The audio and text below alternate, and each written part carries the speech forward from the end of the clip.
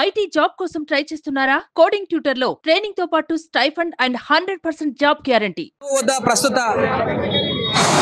Right సున్నపు చెరువు వద్ద ప్రస్తుత పరిస్థితి రోడ్డుకి ఇరువైపులా ఉన్నటువంటి కట్టడాలన్నింటినీ కూడా చెరువులకు ఆక్రమించి కట్టినటువంటి కట్టడాలన్నీ కూడా ఎఫ్టీఎల్ బఫర్ జోన్ పరిధి అన్ని కూడా కూల్చివేస్తున్నారు. ఇప్పటివరకు రోడ్డుకి రైట్ సైడ్ ఉన్నటువంటి కట్టడాలను కూల్చివేశారు. ఇప్పుడు లెఫ్ట్ సైడ్ ఉన్నటువంటి ఒక టిఫిన్ సెంటర్ పాన్ షాప్ అక్కడ అన్ని వస్తువులు కూడా అట్లనే ఉన్నాయి. పొద్దు నుంచి కూడా మేము చూస్తూనే ఉన్నాం. మాకు కనీసం ఒక ఇన్ఫర్మేషన్ కూడా లేదు. ఖాళీ చేయడానికి టైం ఇవ్వకుండా సడన్ గా జేసీబీ మా వైపు తిప్పి మా మీదకి వచ్చారంటూ కూడా అక్కడ బాధితులు వారు ఆందోళన వ్యక్తం చేస్తున్నటువంటి పరిస్థితి, తీవ్ర ఆగ్రహానికి కూడా గురి చేస్తున్నటువంటి పరిస్థితి కనిపిస్తుంది. చూస్తున్నాం అక్కడ రేకుల షెడ్ అంతా కూడా పూర్తిగా కూల్చివేస్తున్నారు. ఆ షాప్ సంబంధించిన వాళ్ళు ఆందోళన వ్యక్తం చేస్తున్నారు. చెప్పకుండా అలా కూల్చేస్తున్నారు. కొంత టైం ఇచ్చిన మీ అందరూ సమానంగా తీసుకునేటోళ్ళం కదా అని చెప్పేసి వారు తీవ్రమైనటువంటి ఆగ్రహాన్ని వ్యక్తం చేస్తున్నటువంటి పరిస్థితి మనకు కనిపిస్తుంది. మొత్తం కూడా పూర్తిగా సున్నపు చెరువు ప్రాంతం వద్ద అయితే తీవ్ర ఉద్రిక్త వాతావరణం అయితే కనిపిస్తుంది. కాసేపటి క్రితమే అటు చెరువు పక్కన ఉన్నటువంటి రేకుల షెడ్లో నిర్మించుకున్నటువంటి బస్తీవాసుల ఇళ్లు కూడా కూల్చివేస్తున్నారంటూ కూడా వారు కూడా పెట్రోల్ మీద పోసుకొని అఘాయిత్యానికి పాల్పడినటువంటి పరిస్థితి, ఆత్మహత్య ప్రయత్నం చేసినటువంటి పరిస్థితి కనిపించింది. సో ఇప్పుడు తాజాగా ఇటు సైడ్ టిఫిన్ సెంటర్ వద్ద ఉన్నటువంటి పరిస్థితి కూడా మనం చూస్తున్నాం. పూర్తిగా నేలమట్టం చేస్తున్నారు టిఫిన్ సెంటర్ని కూడా.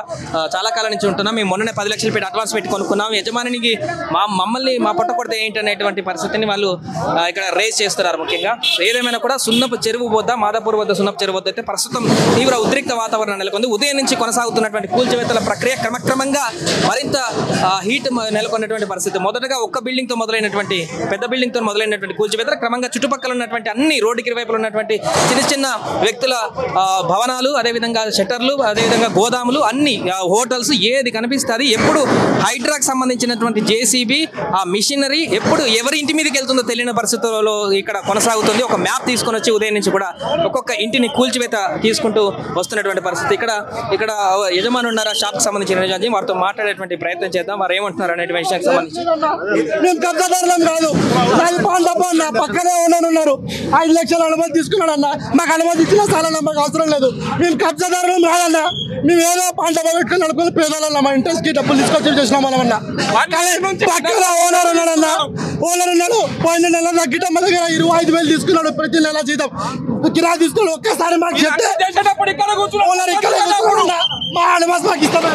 అప్పుడు చెప్పొచ్చు కదా, ఇలా కూర్చున్నారు కాలు మీద కాలు వేసుకొని. ఎందుకు చెప్పలేదు? అప్పుడు ఉదయం నుంచి చుట్టుపక్కల కూలుస్తున్నారు, చెప్పలేదు? చెప్పలేదు ఎవరు? చెప్పలేదు. ये लोग अभी तक नाश्ता चाय पानी सब किए कहते हैं और कोई बोले नहीं कि बाबू तू खाली कर ले बोल के। बस ये प्रॉब्लम, तकलीफ इन लोगों का ऑन प्लॉट नहीं होता, रेंट वाला है। 10 मिनट बोला तो पूरा सामान निकाल लेता था।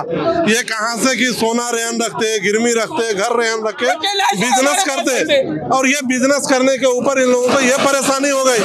कम से कम इन्फॉर्मेशन देना था अभी कि बाबू यहाँ पे ये तुम्हारा डिसमेटल हो रहा है, ये खाली कर लो। खाली करने के बजाय इन लोग चाय बिस्किट में रह गए।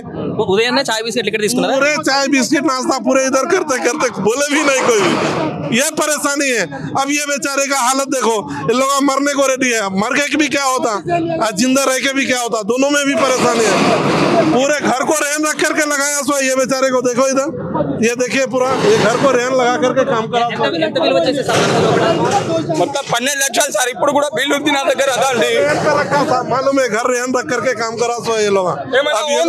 దాన్ని పాంచాప్ ఒకటి చిన్నది దాన్ని కూడా వచ్చి తీసేసారు. ఇప్పుడు సామాన్ కూడా మొత్తం వెళ్ళిపోయింది. దాంట్లో అడ్వాన్స్ కూడా వెళ్ళిపోయింది. దాంట్లో ప్రతి నెల రెంట్ కూడా తీసుకున్నారు. 8 లక్షల సామాన్ సార్ అది. దాంట్లో సిగరెట్ ఉన్నాయి, గ్లాస్ ఐటమ్ చేపించిన నేను. 11 మంత్స్ నుంచి ఉన్నాం సార్ ఇక్కడ. ఆ ఓనర్ అక్కడే ఉన్నారు. ఆ ఓనర్ అక్కడ కూర్చొని అప్పుడు షెడ్ వేసేటప్పుడు ఎందుకు చెప్పలేదు మాకు? ఎందుకు తీసుకున్నాడు మా దగ్గర అడ్వాన్స్? ఎవరు చెప్పలేదు సార్. సో ఇది ప్రస్తుతం సున్నపు చెరువు వద్ద ఉన్నటువంటి పరిస్థితి.